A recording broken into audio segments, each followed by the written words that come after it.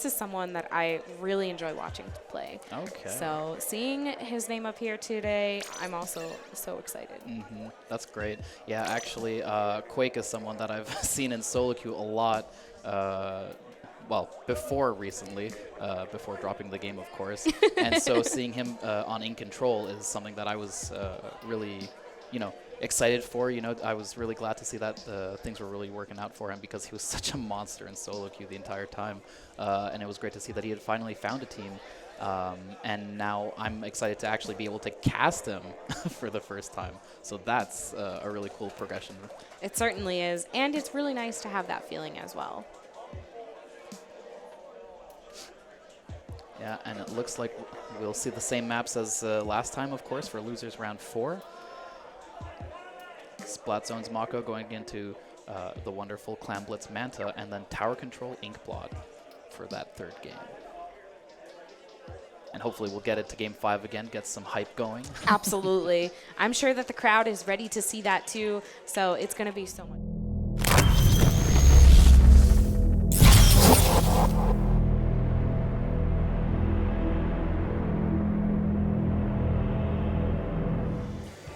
Let's see what we have. Oh, and it looks like it's going to be a battle of the Chargers in this case. Yes. Beauty and Z's both on those Chargers here and coming in pretty quickly. It looks like everybody sort of went for zone instead of maybe going after some of these picks. Yeah, it looks like each team was really trying to cement their presence in mid and get control. InControl getting 3 down on the part of Global Breakout and taking control, of course. And they're doing a great job so far of just holding down this zone right now. InControl has a couple of specials on the ready here. They have a Booyah, they have this Stingray, and they're just going to wait for that opportunity when they feel that they need to use them. Oh, Simo's Baller taking a lot of damage and getting popped really quickly. This might be a very tricky situation for him, but he's not giving up so easily. Trying to keep as much pressure over on their snipe as possible. Cosmic popping their own ball as we were getting a double with it. Beautiful, beautiful job right there. Exactly what you want to see when you come into zone with that. Not only to cap the zone, but also to get those picks to make sure that you can hold onto it. Yeah, and now it looks like both their teams are just trying to fight over zone. But of course, Global Breakout going to hold on to it as much as they can. Trying to get rid of that baller in mid right now. Ooh. Everyone seems to just be going down in front of our eyes, and I'm not quite sure what's happening here as far as people just staying alive. I'm actually surprised that InControl was able to bring it down all the way to 27. It didn't even feel like it was that fast on their first push. I was thinking that too, that all of a sudden the numbers were just gone. Yeah, it looks like Global Breakout is going to have a lot of work to go to do, but they are definitely doing it with a 2-man advantage. And they're waiting. They're almost done with their penalties, so this point can go very, very quickly in reverse here and give an opportunity for everybody to sort of move around. It's just a matter of how quickly can they get into zone to hang on to it. No, it goes back to InControl. Really a hard changeover for them here. Yeah, and of course they've got 2 specials ready for the push on Global Breakout. Quake not even going to need it to take out Umbri.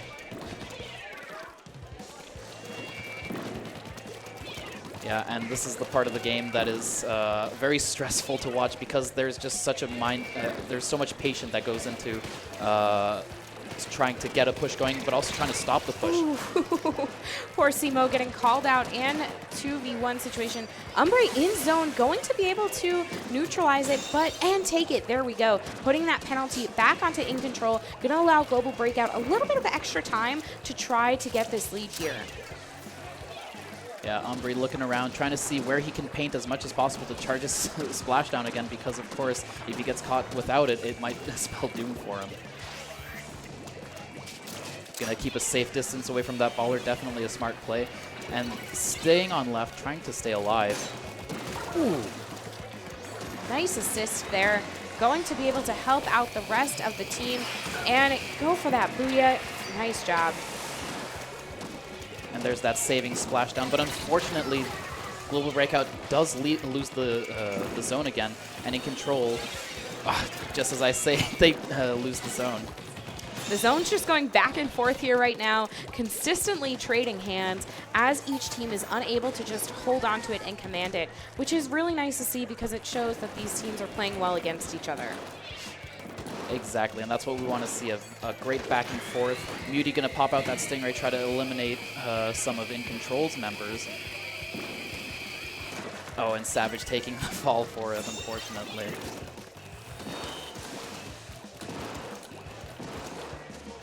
Yeah, Muty keeping a safe distance from the opposing team's charger. Not even going to bother dealing with it, letting his teammates take care of it instead. Very smart play.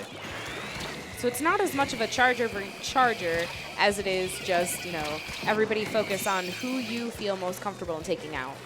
Exactly, which is such a smart play because, of course, there is that, you know, notion of pride where you want to be able to assert your dominance over the person playing the same weapon as you. But sometimes you just have to take one for the team and play smarter than that. Certainly do. And here we are going into overtime right now. Global Breakout doesn't have a lot that they need to do. They can't quite hold on to zone, and it's going to give this first game to InControl. Yeah, InControl was just ready to pop their specials all at the same time and just push Global Breakout completely out of the zone at the second overtime was triggered.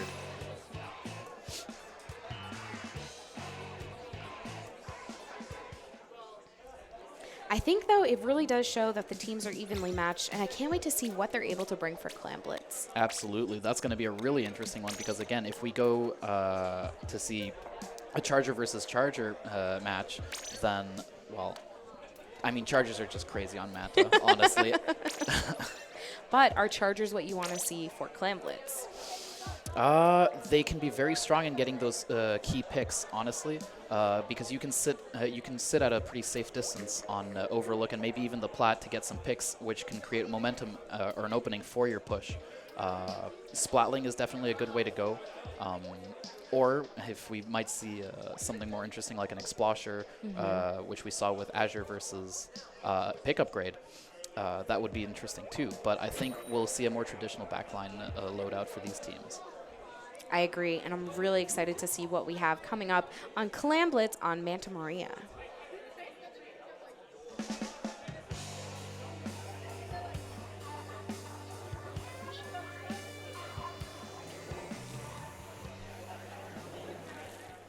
Oh, a ballpoint. That's interesting. Ooh, I'm glad to see Simo on this Camo Tent Umbrella. I think that that's a very strong pick, and we don't have any Chargers. No, instead, both teams opting to go with Splatlings, of course. It looks like, I think it was Global Breakout that went for the ballpoint Splatling, which is an interesting pick compared to the vanilla Splatling for InControl. Of course, Global Breakout going 3 down, but not suffering too badly from it because the opposing team didn't have enough clamps to get a push going.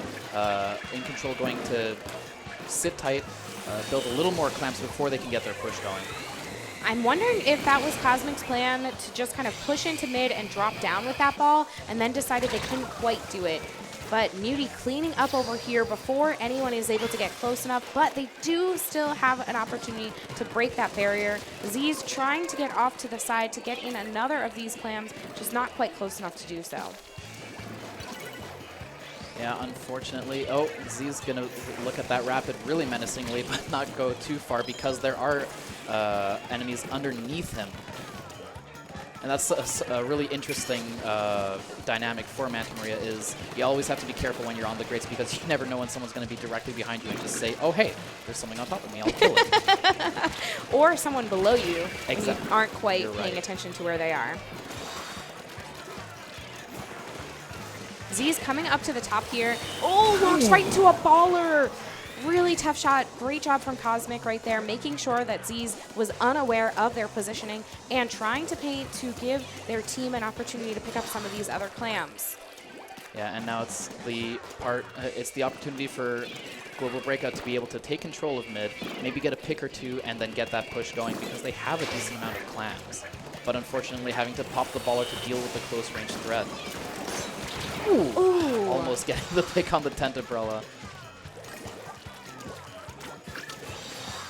Building up a power clam on the side of InControl. Simo is coming around, doing a lot to make sure that they can use this tent umbrella to the advantage. Gets called out from behind by Muty over here, who just has a really commanding position from above. Gets a beautiful pick on Savage, is also going to help for everything that they're trying to achieve here.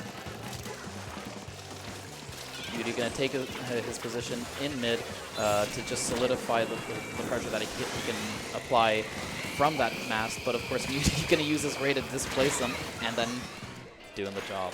I really thought Muty had that and would stay alive, not quite able to do so. Simo cleaning up a lot of clams, does have a power clam at the ready and very close to basket, going to throw it in, and the Booyah comes out, which allows Savage to pick up a clam and get a few of these loose clams in as well. Yeah, InControl only having one person left, but of course that was a really good push on their part. And it's gonna be interesting to see how Global Breakout can respond to this. Muty going up to top mid to again apply as much pressure as possible. Oh, possibly take out the Splatling, but he doesn't quite get that last shot and gets picked for it instead. Oh man. This is going to be really tough right now because Global Breakout still has a little less than a minute and a half to be able to make something happen, but they haven't quite been in the position to do so yet. That baller is coming out again. Z is going to be able to make the jump before Cosmic can get that pick. Yeah, and it looks like Cosmic is not using his baller to the best ability for their pushes, instead trying to create some pressure in mid so that they can create the opportunity for a push. But of course, that is just one less special that you'll have for the actual push. Perfect timing to pick up some of those clams as Z's comes down from above, you know, just building everything that you can to make sure that not only you have enough clams for a push, but the other team can't pick them up as well. Exactly. That's the best thing to do, is just try to make as many power clams as possible. Even if you have to throw them off, that's clams that the opponent cannot access. Cosmic deciding to toss that power clam in order to allow for their teammates to come in. The Booyah coming out to be a little defensive to make sure that they can't get quite close enough, and they are able to outlive this hammer. But coming up on this side, nope, deciding to back off. There are two power clams at the ready, plus a couple of loose ones from Global Breakout. This is the push. Muty comes in, gets one, and they get the other one in, and they take the lead just like that. They're going to have to get in as many clams as possible before getting taken out because... yeah, unfortunately, they couldn't extend their lead too much more, but in overtime, this is exactly what Global Breakout wants to have happen. InControl needs a power clam and a loose clam in order to be able to take this lead, so they don't have to do much because they already have that. The jump is coming in with Z's right there. But he gets taken out and misses! Oh! Oh, man. And I mean, overtime ended just at that moment too, so I'm not sure if it would have helped, but really fantastic play coming out of both of these teams, tying up the set 1-1 for InControl and Global Breakout. That is fantastic on the part of Global Breakout. Not quite having a great time the first half of that match, but finding their groove and really being able to get that one great push off towards the end of the game, earning them the win on that match. Wonderful job. I'm wondering what we're going to see in tower control on Inkblot Art Academy. As we've learned, both teams are very competent wielding those Stingrays, so I think that we'll continue to see that. Yeah, honestly, I agree. I think we might see Chargers again, just because of the different angles that you can get with them, the control that they give you in mid. But of course, Splatling is a great pick because it gives you so much more paint control. I'm really interested to see which way they're going to go with it. But of course, I'm also interested in seeing what the frontliners are going to go with. I know Cosmic, for both those games that we just saw, was going on with the Kensa Rapid, which is something that you don't see very often. But I've seen talk online of having people say that it's actually a quite underrated weapon. The kit, of course, with Torpedo and Baller is a really interesting one. Definitely something that's very useful, and the main weapon being something that can really help a team out. And on a mode like Tower Control, a blaster is not something you complain about having. Absolutely. And I think that it's been really strong with so much of that chip damage that we've been seeing consistently throughout all of the metas whenever you talk about Tower Control. So I can't wait to see that. It looks like everyone is readying up and they're almost set to go here. So they're just waiting on our other spectator cam to be set and ready. And we're going to get right into this.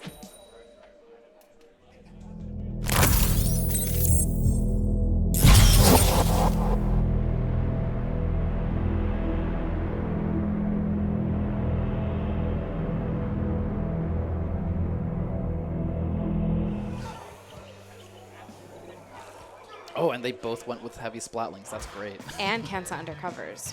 Ooh, the Kunder. Okay. The Kensa undercover. But of course, Cosmic going again with the Kensa Rapid, which is a really interesting pick. I'm excited to see how they're going to use it. I think it's comfort at this point. You know, it's a very strong weapon for Cosmic. We've shown that they can use it in the best of their ability, and it really works for them. So I'm very excited to see them continue to use it now. Yeah, InControl going off to a quick start, getting a pick on Axel, and now popping a rate to further apply pressure on the ones that are further back in the spawn. Popping that armor is also going to be really, really helpful for InControl, as Simo does go down off of that tower, but they got through their first checkpoint, so that's going to be what they want. Absolutely, because now that the checkpoint is cleared, they'll be able to come back with it much more quickly. Beauty just raining from above, trying to get a couple of picks off of this tower and doing everything they can to work on it. You know, gets a pick or two of an assist, but they have two specials on the ready. So Global Breakout's just waiting for their time to be able to make their push and use these specials to achieve that. Yeah, Quake thinking that he might be able to get the opponent off tower, but then seeing that he was armored, making the safer play to go back and missile instead. Umbre jumping off to stay alive, and unfortunately they did go down without getting to use those specials to their advantage, so they only push to tap on that first checkpoint. Z's now trying to paint up as much as mid to get as much control as they can, and moving their focus to the left side so that they are safe to make that push. Quake sitting on their missiles, probably going to use them soon to clear out the plat. The missiles are so effective in forcing somebody into the position that you want them to be and making sure that they can't get closer than what you're comfortable with. And I think that's exactly what they did. Axel had to move back and try to stay away as long as possible. But Axel in a very bad position. Not so great. And that Booyah coming out is going to allow Quake to push up to this side and cause a little bit of a nuisance for a couple of the members of Global Breakout. Yeah, those missiles, of course, going to apply some pressure on Muty. And then it looks like everyone on InControl is just pushing up, getting ready for that final checkpoint clear. And it's just mayhem with everything raining down on the opposing team. Gets that pick off Savage, and this tower is pushing into this last checkpoint right here. This is really what InControl is looking for. They have a couple of the members there, but they're working on trying to get their footing instead of just pushing this tower. Oh, I don't even know what happened there. Umbre was somehow able to get a pick from super far away, possibly with the sprinkler. And now he's just going to ride that tower for as much as he can. It's exactly what I was thinking too. Doing a great job just holding on to this tower positioning, making sure to use that Kensa Undercover Umbrella in all of its ability, not only as a defensive weapon, but just to cause a little bit of havoc for anyone who might be within the vicinity.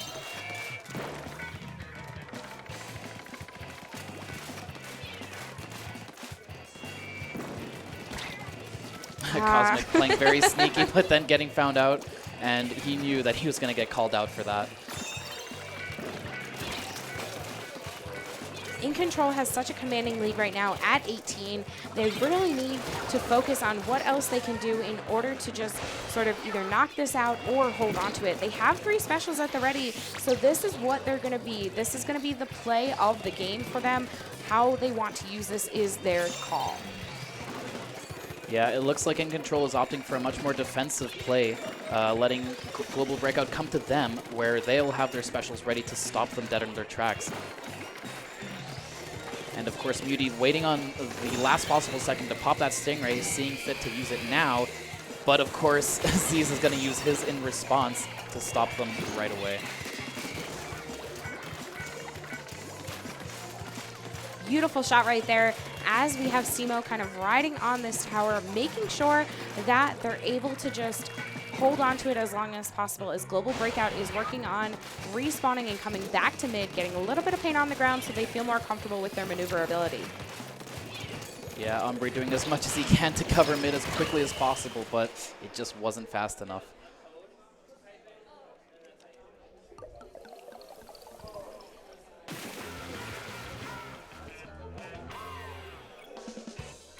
That second game, or the second game for InControl and our third game of the set, we have this 2-1 going into our game 4. Oh boy, and that we know what that means. Splat Zone's Camp Triggerfish. Yay. We saw this earlier, and you know we definitely kind of anticipated what we could see, but I think that it threw us for a loop as to how it would pan out, and I'm wondering what we're going to see from these two teams, if it's also going to be a surprise. I think it will be, just because of how differently this map has to be played. We saw earlier that there was a 96 deco that was played, which is not something you see often, but that wall is definitely something that helps on that map, and so we might see something like maybe a Kensa 52, I think maybe even a Rapid Pro if Cosmic is going to really stick to his Rapids. I mean, there's no telling what can happen, honestly. Very true, and we will see what they're going to bring in just a minute as everybody is getting ready. I wonder if there's a couple of like team discussions going on over here on the side of Global Breakout. They want to make sure that they feel comfortable in their loadout, and everybody is readied up and ready to go.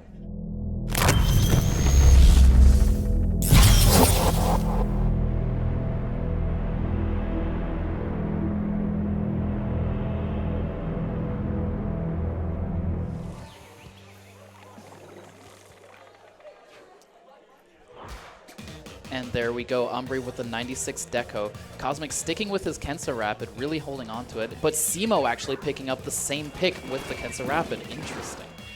Maybe they wanted to have this opportunity for a Rapid versus Rapid and just feel a little more comfortable in some kind of defensive maneuverability. Right, and Muty actually making a very interesting choice to go up to Rope Bridge, knowing that there were 2 people coming to his zone. Positioning is everything here. When you know that these zones are so far apart, you can't cross in between them, you need to be ready to really move everywhere that you can. I think Lily and I were talking earlier that sometimes if you go into the enemy zone, they can come into your own and you just don't have that. Not going to be fun for Simo. They certainly weren't. And Axel has a very high vantage point right now, waiting for other people to kind of come around and trying to make sure that nobody can get up this ramp. Oh, that raid not going to be a good time for Axel, doing everything he can to avoid it, while keeping pressure on the the elbow. But that was the opening that InControl needed to be able to get into the opponent's zone. Global Breakout is doing what they can to hang on to this, but it looks like InControl does take the zone. They don't have a lot of points that they need to tick down in order to work on their point and get this lead. So it's getting very, very close that Global Breakout needs to break back into mid here to stop this very, very quickly. Yeah, and that was an interesting decision on the part of Axel to missile the opponents on the other elbow instead of the ones that he had to deal with in his own zone. But it looks like it worked out because he was able to clear out his own zone, and now InControl is going to have to deal with Global Breakout.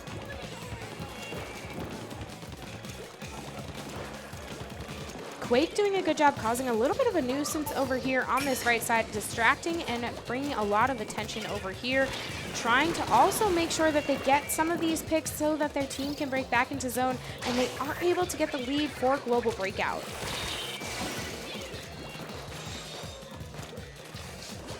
Simo applying as much pressure as he can to their ramp now, trying to hold the zone for as much as he can. But those missiles going to do a great job of pushing him around.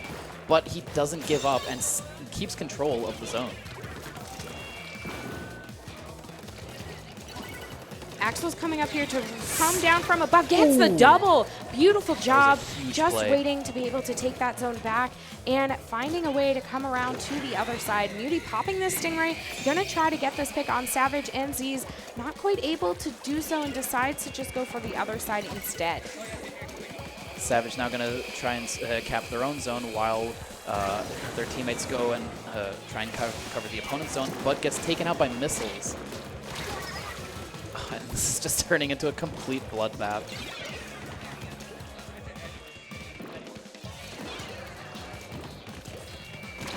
Really fantastic job back and forth of the zone. It keeps just, you know, we think one team has a commanding lead and the other one picks it right back up. Exactly. This is actually something that you don't see very often, is a great back and forth on this map because of how dominantly people will usually be able to keep control of the zones. Usually it's so hard to be able to come in and take control of the zones again, but both teams showing their skill with this map mode. Ooh, Muty getting called out, just had nowhere to go from those missiles, completely surrounded and going to be very, very difficult. But I think this is going to be zone for InControl. Maybe commentators curse a little bit right there as it's still remaining neutral, and everyone going down from either side doesn't allow it to kind of swap back over. Yeah, and now we're just kind of waiting for people to respawn so that things can happen again. Umbri, unfortunately, throwing his wall in the water instead of right there to give him some protection. Trying to paint as much as possible, but of course the 96 doesn't paint quite as well as we would like. Z's gets the pick off of Muty with that Stingray, and another one on Umbre. Nice job right here. Has to try to get Cosmic out of this elbow over here, and just gonna kind of wait it out, let Cosmic come to them. Yeah, Z's doing a very good job of keeping Cosmic at bay on their elbow. But that baller is going to be very difficult to deal with, but not quite as much as we thought. And InControl taking the lead, but just barely. They take that point down very, very fast. All of a sudden, it was the lead back to them, and I think this is going to try to go back and forth, but not quite enough time, and that does give InControl the third game. Yep, that is their third game, and that means they win the set. Don't quite know what we're clapping about, but lots of people are thrilled from that other stream. Just as our set is ending up, that gives InControl the set over Global Breakout. Yeah, I believe actually that was the results for Silver Bracket, and that's why everyone was clapping over there. So that's great to see that that's